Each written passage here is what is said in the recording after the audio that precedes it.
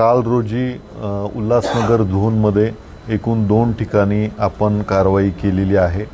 यामध्ये Ambernath ACP office staff आणि Ambernath police station यांनी भगतसिंग नगर येथे ही कारवाई केलेली आहे। यामध्ये एकूण 33 ग्राम MD आणि 20,17,000ची कॅश रोकड जी आहे ती जप्त करण्यात आलेली आहे।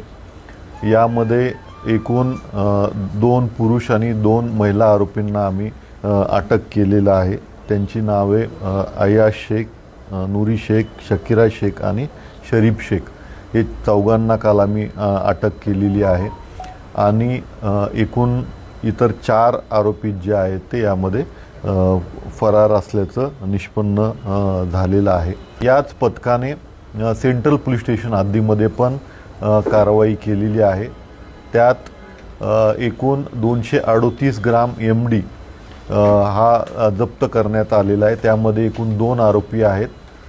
यात एक आरोपी जो आहे तो कल्याणचा आहे आणि दुसरा मध्यवर्ती पोलीस स्टेशन अंतर्गत आहे। त्यांनाही काल रात्री आपण अटक केलेली आहे। अशा पद्धतीने एकूण काल 2 कारवाया करण्यात आल्या असून जवळपास 31 लाख रुपयाचा मुद्देमाल दोन्ही कारवायांमध्ये आपण जप्त केलेला आहे।